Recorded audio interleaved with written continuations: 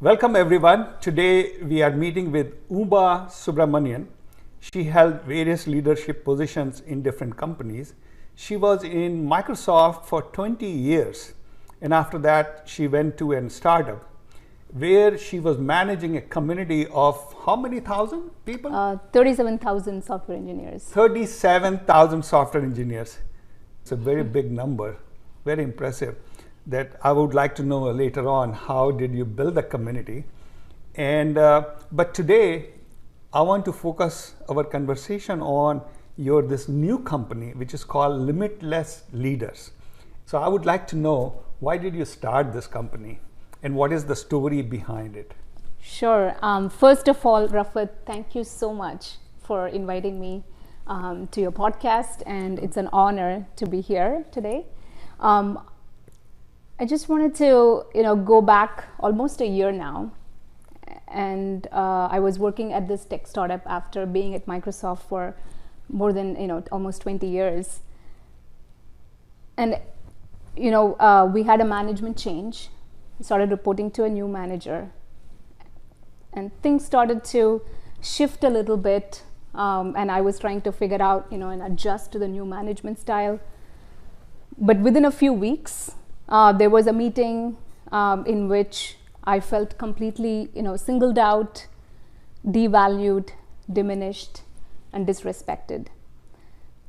Even before the meeting ended, I looked back at the past few weeks, and I had already decided that I'm going to resign before the next business day. It was definitely a very difficult decision to make, but one that I did not hesitate, because it completely, what happened in that meeting and the few weeks, the few things that were going on, with not including me in certain meetings, not including me in, key conversations, not treating me just like any other leader in that organization. I realized that, this is not something I would expect in a workplace and would accept. So it was very clear to me that I would resign. So I did. And then once I resigned, I was thinking, okay, what do I do next? But interestingly, because I had worked on myself all these years, I had realized that I didn't come this far to, there must be something bigger and better waiting for me. So I decided to hold on to that thought and listen to that voice, and kept exploring opportunities. And interestingly, within 3 weeks of my last day at the startup, I was able to figure out what I would do next.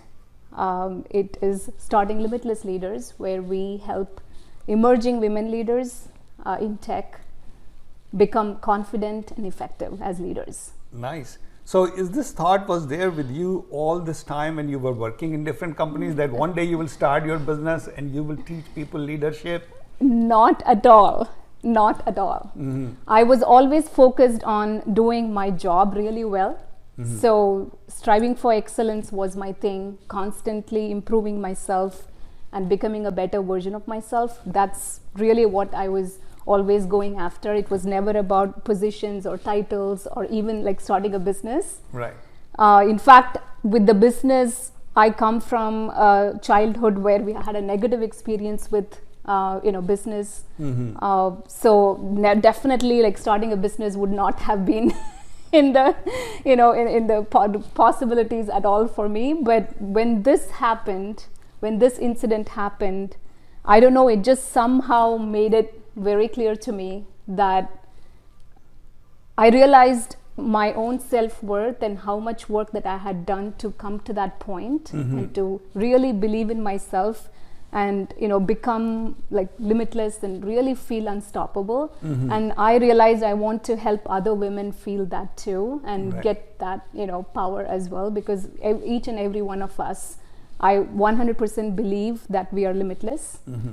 And we have unstoppable power within us if we just choose to recognize it, become aware of it, and then own it and claim it. True. So I agree with you, and I really like the name, Limitless Leader. How does the name came about? Again, I don't think there is a huge story. There was one of my previous, ex-colleagues who suggested me to watch a movie. Like he was just telling me, "Hey, I watched this movie. It was really good." No, actually, the name of the movie just right now, like I'm blanking out. Okay. But I ended up going and watching that movie. It was playing in the theaters last year, and in the concluding scene, the main character of the movie, so she's a woman leader, and she talks about how all of us are limitless, and to just go and claim that power. And to me, that was Right. I had already thought. I mean, I was thinking of the name Limitless, but Right. just going to that movie that day just made it for me. Okay. And so came back and decided that it will be the Limitless Leaders. Okay, perfect. So explain me, what does leadership mean to you? Yeah, that is a great question. I think you're going to get a different answer from me than from many people. So for me, Rafet, leadership is not necessarily a title or a position. I believe that leadership is a mindset. It's a way of living. Anyone can be a leader, no matter what their background, age, how far they have come in life. Like none of those things matter. Leadership, like if you observe a group of kindergartners, I'm sure you can spot a leader in there. Do you agree with me? Yes, I agree with you. Exactly. So that is what I mean. So is the leaders are born or they are made? So I think they are made. Some people can have natural gifts in certain areas that can help them even in such a tender age. I took the example of kindergartners. So yes, definitely that can happen. But I think leadership is a skill, is a way of living that you can adopt at any point in time and choose to become a true leader by making some of those choices on how you take action, how you model, how you live by values, how you take responsibility, and how you empower and help others. So there are a few things that you have to make the conscious choice and take on. But if you do that, anyone can be a leader. Okay, no, that's true. I agree with you. So tell me, what are the traits you see in a good leader? Are there some specific traits that they show? Or if I don't have those traits, I should work on making them better? Definitely. I think one of the things that comes to me is leading by values, right? So definitely, like as a leader, you have to lead by example, have values that you live by, and constantly demonstrate that and live those values. So you say something and you do the same thing, right? You don't say one thing and do something else. Right. So that is like one of the key things, I think, is modeling, living by values, leading by example. The other one I would say is just being very self-aware, taking feedback, being vulnerable, accepting feedback, admitting mistakes, things like that. Again, reflecting and realizing that leadership is a continuously learning process, and we have to constantly improve and see what's going on and adapt.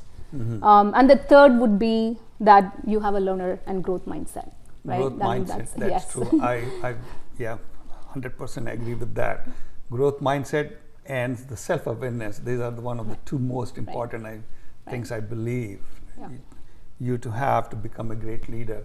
The other thing I noticed, being a, even if you are a good leader and you do 10 things and you fail in just one, say, not communication is one of the very important things, but if you just fail in one, you will be a failure, right? Because the people forget about your 9 good things and just remember your one bad thing, and then they'll say, oh, you may not be a great leader. And so I'm just wondering, it is such a tough thing to be a good leader. Yes. Right? And here you are starting a company where you are going to teach leadership to everybody. So I'm just wondering, is it you took a very tough path to start your business, or there could have been some easier ways to start different companies? So basically, my question is why teaching leadership? Okay, great question. I think when I took the first management job at Microsoft, I was obviously a high performer. That's what normally happens. You're a high performer. You're given the job of you're promoted to a manager. That's what happened with me, and I did really well as a manager.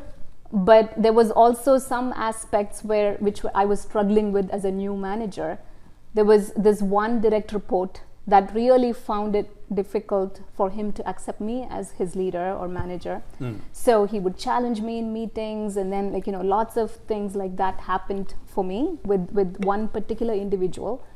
But at that time, Rafat, I did not have the maturity, I did not have the tools, I did not have the support system to know what I should focus on, how to take that that incident that was happening and handle that. I took it really personally. I thought I was failing. I was too focused on changing the impression of that individual. I thought if I'm a good manager, everyone in my team has to be happy with me and in my management, under my management. And so I was trying too hard. It was too stressful. Actually, out of all my years in my career, I think that those few years when I took on the management position for the first time, that was the hardest. And so when I was reflecting back, when I quit my job last year and I was looking at, exploring possibilities, I was, really open and thinking, hey, what could I be doing? How can one thing was very clear to me. I wanted to make a lot of impact. I wanted to make a difference. I realized that's what, I want to do. This is what jumped at me. I wanted to help women that are, starting out on their management journey or thinking about leadership, and really providing them with mentorship, support, and guidance and training so that they can have the confidence and they can be effective in their leadership, right? Which was something that I struggled with, and so it made total sense to me that I would start something to help with that, because I did not, it's not that I had great management support and all that during that time as well, but that's not enough. You need much bigger support system, and I did not know how to create that at that time. So earlier in your career, I think like everybody else, you had lack of confidence. So what did you do to increase your confidence and reach till here where you are teaching others how to be confident? I think it's just packing on, just doing things, doing the hard work. One thing that I realized, every time I would feel less confident, I would be in a situation where I'm stretching myself and pushing myself out of the comfort zone. So then obviously my confidence level will be low, because it's new. What I would do is I would find mentors that have already done something like that, so I can learn from them and fast track my progress. So I had several amazing mentors at Microsoft that I would just go and ask them. I would find someone that has done something similar, and then I would ask them for help. No one's ever said no. So if anyone's hesitating to ask a mentor, please go and ask them. No one actually says no. So I've always had good experience with getting mentors to help me. And usually what they do is they, in addition to helping you, with the problem or with the situation, they also boost your confidence. The other thing that I did is about 7 or 8 years ago, I ended up finding a leadership coach and hired a leadership coach and started working with him. And then after that, I ended up working with a bunch of coaches after that for different things, because I got fast results by getting support like this. And so what these coaches were able to do for me is increase my self-belief and confidence. I think that has been the case for me. If I look back, the number of years I've worked with these coaches, the biggest benefit I've got, or the outcome I've gotten from them, is just really strong self-confidence. And I would give the full credit to them, because that's really what happened. So that's a very interesting point. You are saying that you have these coaches, and you were very fortunate to be working in Microsoft, like places where you have great managers. Yes. Right? I will say Microsoft is a factory of Yes. great managers. Yes. They churn out good Yeah. people out of from Yeah. there. So you were very fortunate. Yes. And I'm wondering, people who are not as fortunate as you to get access to a coach, and I don't know how much, how expensive the coaches are, right? Yeah. Generally, it sounds like it will be expensive Yes. venture to hire a coach. Yeah. So I'm wondering, are you doing, or your company doing some things where people in Thailand or in Somalia or in Dubai can get this coaching from you, or Yes. it's a So remote that is coaching? yes. So Limitless Leaders is all about that. I actually started with that vision. Is I exactly came to that same conclusion, Rafat. I did not hire coaches or did not even think about coaches when I started my first management job. Right. Right. It did not even occur to me. I hired coaches, towards the end when I was already in the principal band. Kind of like reached a level where I was, I felt like I needed a little bit more boost in my confidence. I wanted to communicate, learn to communicate better, and I ended up, working with coaches. But when I decided to start Limitless Leaders, and when I talked about, helping aspiring managers, emerging, women leaders in tech, and to helping them, that is exactly the point. The program one of the programs that we have at Limitless Leaders is actually available worldwide to any women in tech. To become, to improve their leadership skills. Again, they can be individual contributor thinking about leadership at some point, or even just individual contributors wanting to become a strong leader in their role. Individual contributors need to be leaders as well. True. and or managers, right? And our program is designed, the group, we call it the Leadership Mastery Circle, which is, currently I run the program, but the program is designed in a way and that anyone across the world can afford it. It's like almost like it's like almost free. It's not free because we want everyone to have skin in the game. It's priced a little bit higher than not free, but that is the design and the intention behind that program is we want to make this leadership content training available to everyone. That is really the design of that very program. Good. Only one complaint I have is, why only women? That is something I've been asked many times. Yeah.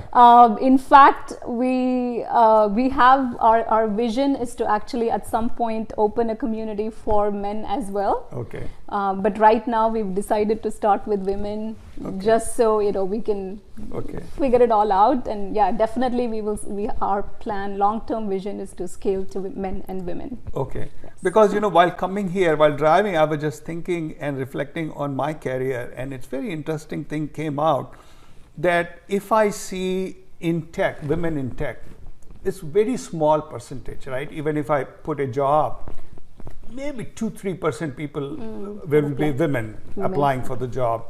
And same thing I see, like I have the startup where I'm selling the certification preparation kit, right? Amazon or AWS and Azure or so. And I see the traffic there.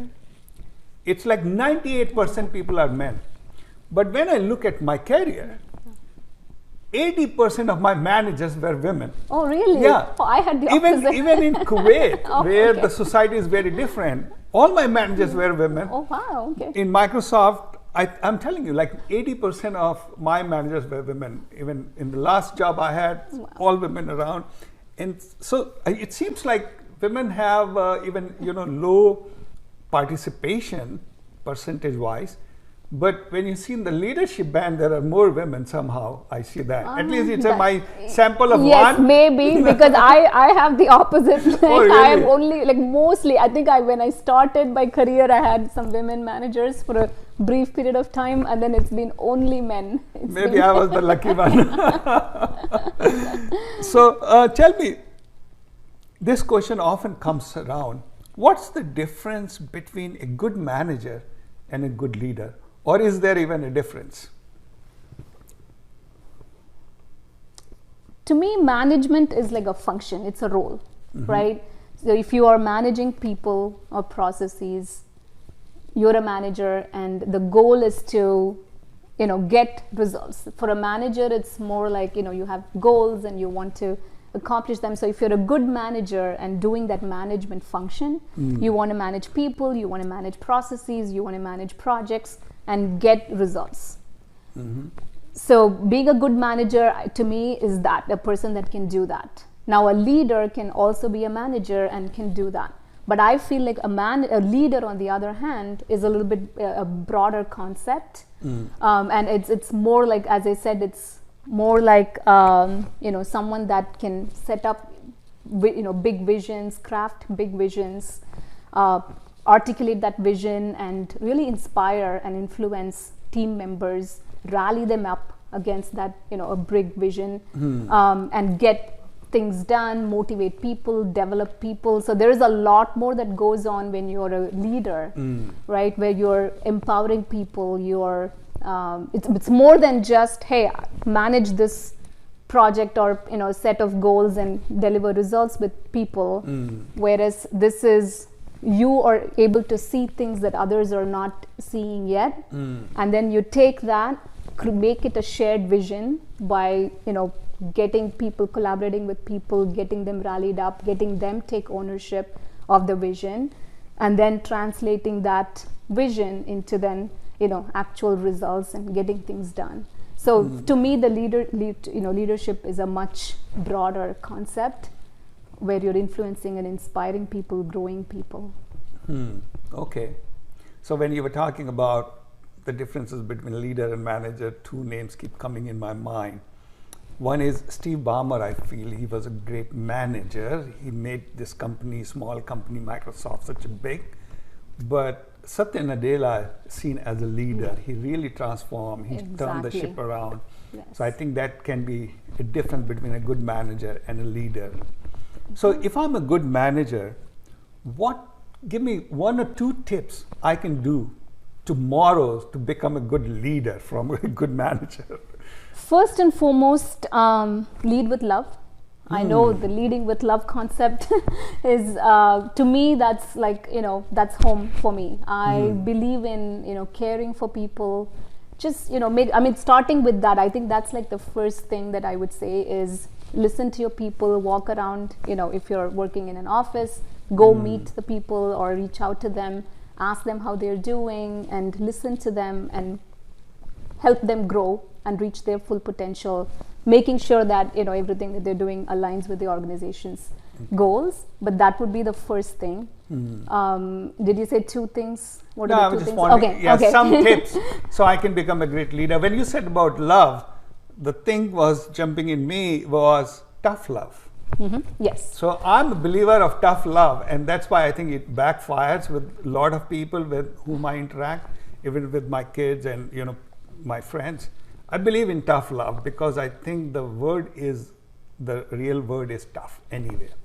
So if you will not be tough with them, they may not grow. What do you think about that? Yes. Having love or just the tough love? So yeah, that's, I believe that it's, I believe in leading with love, but at the same time driving massive impact, right? And so you set high expectations for the people. I mean, that is like like if you truly lead with love, it's not keep making the environment easy for them and just giving telling people what they can do whatever they want to do. That's not leading with love. Leading with love is giving them the resources and support and guidance and making sure that they are heard, their input is taken, right? Their perspectives are heard, but at the same time balancing that with clear communication of goals, setting high expectations, challenging them. I actually find it really interesting to challenge people even to the point at which they may not even think they can do something, and really nudging them to say, hey, yes, I believe in you, you can do it. And as a leader, we have to be able to see what they cannot see yet, even in themselves. Right. So I really believe that. I mean, I like the tough love part, but I think it's more like you lead with love, but at the same time set them up for success and challenge them. Even when they may not think they can do it, you have to be able to see that and push them.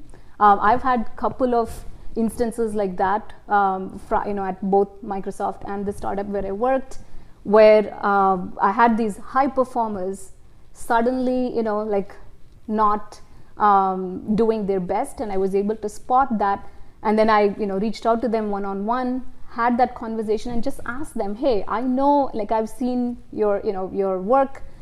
Right now, currently, I'm not seeing that, this is the best work that you can do. I know you can do more. What's going on, right? And them then opening up, and then they shared, and then just that one conversation, them telling me that, hey, yes, I know I can do better. But then they went back, and then after that, I have had 3 or 4 people like that with whom I've had those types of conversations. All 4 completely skyrocketed performance after that. So nice. It was, it's been great. So I think, really helping people see what they cannot see and pushing them is part of the job that we have to do. Sure. And while you were explaining, I was thinking again, tough love is, I think, good thing, but too tough love is not good. Yes. And I think that's the mistake I made often in my career, that I'm having this tough love concept and I push it too far, because every individual is different and they take things differently. Right. And I get motivated by failures, I get motivated by challenges and push and all that. Some people don't. Right. And they need handle them with care. Yes. And I think so if you have a tough love, you have to be very careful how much tough you can go on someone. Yeah. So one of the things that I teach as part of my programs in our program is helping people understand different personality styles, and then also understanding their own style, so then they can adapt and work with different people and get more success that way. So that is one of the things we definitely do. And if you see, Rafat, some people are motivated by challenges, some people are motivated by different, each person has their own different triggers and motivations. Right. So one of the things that we teach is that in the program. So I really think something like that is really helpful. So you teach people how to find out what personality type others are, so you can target your message. Or exactly, we help them understand their own personality style, and we also then teach them the different personality styles that are out there in all of us. Right. And to be able to recognize and identify who, if they're working with a stakeholder or a partner or a team member, to identify what their motivations might be, triggers might be, and so that they can adapt their communication style, working style to get more success. I'm wondering, of course, you started this company just now, but looking back at your experience in different companies, and you were manager and leader for many years, if you can share any transformative story where you turn around someone and you felt like a lot of satisfaction out of it, obviously. Sure. there have been a few stories like that. One of them is I shared a couple saying, there have been people that I saw them that they could do really well. But at that time I could see their performance was deteriorating a little bit, not too much, but I knew that they were not operating at their best. So then I called them into a one-on-one. This person was actually even my skip level, right? So my direct report. So normally we would not have regular one-on-ones and stuff, but I called her and we had a conversation. It went really, really well. I asked her what was going on, and within that a 30-minute, 40-minute conversation, we came to a conclusion. I offered her support and all of that, and what happened afterwards was magical. She just poured herself back in, which was her normal self. She was always a high performer, but that one conversation switched it back for her, and she poured herself in, and she was just doing amazing things after that. Nice. So that one definitely comes to mind. It must be very satisfying to change somebody like that in one conversation. Yeah, it's not even, I wouldn't say changing, it's just Motivating. Yeah, it's already in them. They've probably just got sidetracked or forgotten or something, so you just remind them of their own capability and self-worth. Right. So it was just that. I mean, I wouldn't say I caused a transformation or anything. It was more like, hey, reminding her of her own capability and what she could do, her strengths. It works. Cool. Nice. Nice. Now, I would like to know two things. One is the best management advice you heard in your career and the worst one. I'll start with the best. So the best management advice was from my coach, my leadership coach, John, who I've been working with for the past 6-7 years. He would tell me, so I would, sometimes like be upset about something or be struggling with something, and I would, let it worry me. And he would be like, did you ask? And that would be his thing. Like every time I would say something like that about some individual, about an experience at work, he'd be like, did you ask? So that I started taking that message home, and then I started asking people. So instead of making assumptions or judgments or even feeling bad that, oh, did they say that or did they mean this, I would just, just go and ask the person. So just started asking questions instead of assuming. I agree, yeah. Yeah. So in place of assuming, go and ask. Exactly. It's a good advice. Exactly. True. Exactly. Yeah. So I think that has been one of the best things for me, at least. I think before that, I would make some assumptions and judgments. I stopped making those and started asking people, even my team members, peers, manager, like whoever, right? Like I would just, in anything, I would just directly ask, be assertive and ask. So that was a big change and a great advice from my coach that changed my, how I approach. And then the worst advice, I would say, would be one manager telling me that I'm too trusting of my team members. So, and he thought that was not a good thing, to be too trusting of team members. Thankfully, I did not take that feedback or advice. I really believe that trust is the foundation of leadership. And there is nothing like trusting too much. And I'm not, I'm not going to try being so naive and let, wrong things or whatever, or like things fall through the crack or anything like that. I keep constant touch with my team members. We have regular one-on-ones, we have group meetings and all that. So I usually, have, even at the startup I was in, I had, 5 teams under me. So every week I would not skip the group meeting. Like every week I would have the group meeting. I would have a meeting with my directs.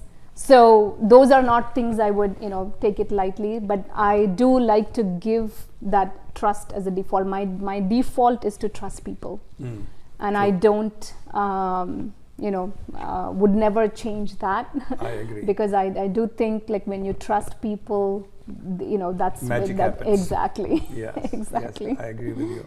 So I never had any coach. In fact, I never had even any trainer even in the gym. And I think it is a big mistake now, realizing too late. But I'm just wondering, the people who are listening to us, do they have some kind of self-diagnostic thing which they can run over themselves and say, I need a coach, and they should go and find a coach?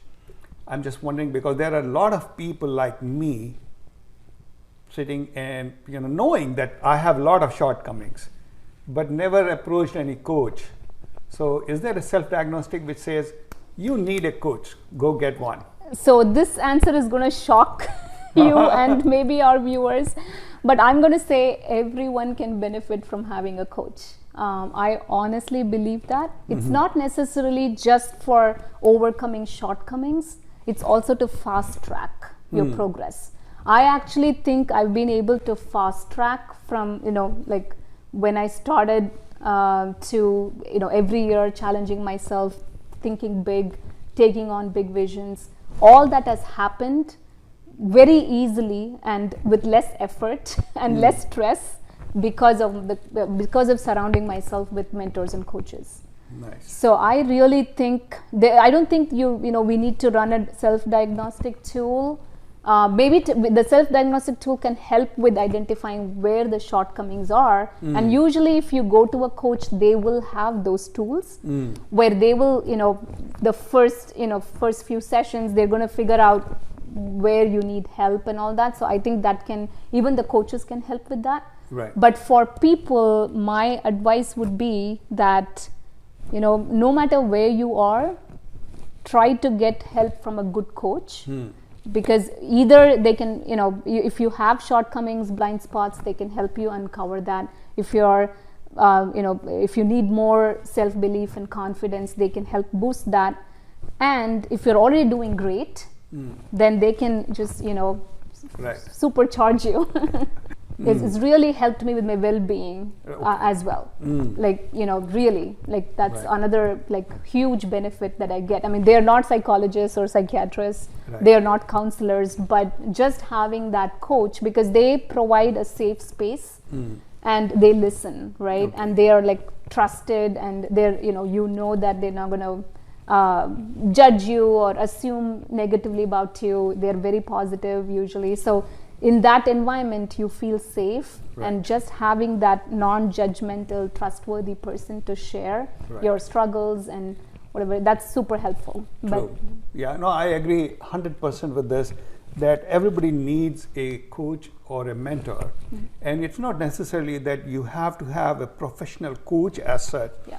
You can have your friend who are a little ahead in your life, in their life than you, have more experience, and they can help you. So that's how I felt. I lived my life. I had a lot of very good friends, and I was very fortunate to have very smart friends. And I just look up to them and get mentorship with them, just having a coffee with them, and that's worked out. Yes, I have surrounded myself with not just coaches and mentors, but strong support network of friends and community members. So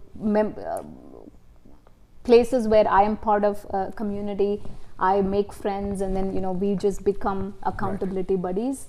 And so I have people like that, many accountability buddies from different communities that I'm part of. Many friends, many people from those communities have become lifelong friends. And family and friends as well, that I can pick up the phone and I can talk to them for an hour, and they will provide me with support, encouragement, accountability, push, whatever is needed, they'll step into that role and provide. So definitely, I 100% agree with you. Cool, nice.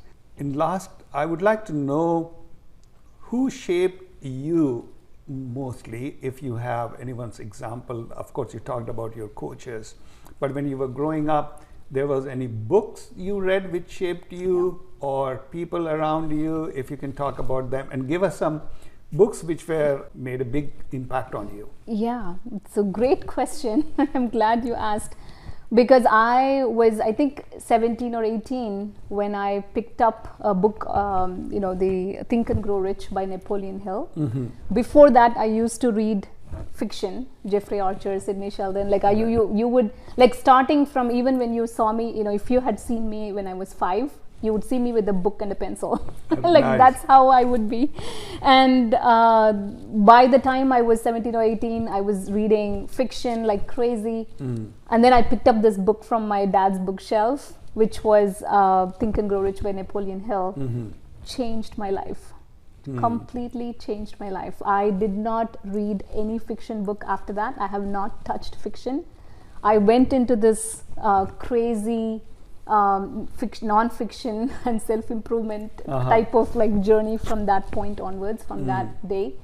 And literally it hasn't stopped till now. I read books and attend courses and join programs and all that. Nice. I'm crazy about that. But that's really, that book really helped me understand the power of our mind, and also helped me realize the power of vision, visualizing success, Right. really, persistence, like staying, persistent with your goals and achieving them and all that. So that really kind of set me in that path, Right. which I think has really shaped how I approach life and my life, how I have just, my life is continuing right now, I think is mainly shaped by that book. Sure. One of the other people that I would also say has really influenced me is my oldest sister. She was a very strong role model for me when I was growing up. She was really strong. She had very strong values as well. She wanted to, even when she was a child, she had already decided that when she grows up and she would, adopt a child, that she would. So she had those, very noble desires. Nice. and intentions. So she was my first role model that taught me to give. And so she's also a very powerful influence in my life, especially Nice. when I was a child growing up. She was Cool. one of the people. Yeah. So when you were telling about the book Think and Grow Rich and the Power of Mind, we should be very careful about our power of our own mind, because it's a two-edged sword. Yes. It can destroy you. It does destroy a lot of people. Yes. If you don't know your own mind. Yeah. Because and for that I will say there's a author called Michael Singer. His book is The Untethered Soul. Everybody must read that book, because it tells you that your mind can be so dangerous. If it takes a wrong turn, it can destroy you, or it can make you successful. Yes. So with that, thank you very much for your time. I really appreciate that you taking some time to speak with us. Thank you so much, Rafat. It was a pleasure to be here today, and I thank your wonderful viewers and listeners as well. Thank you. Thank you. Okay, thanks.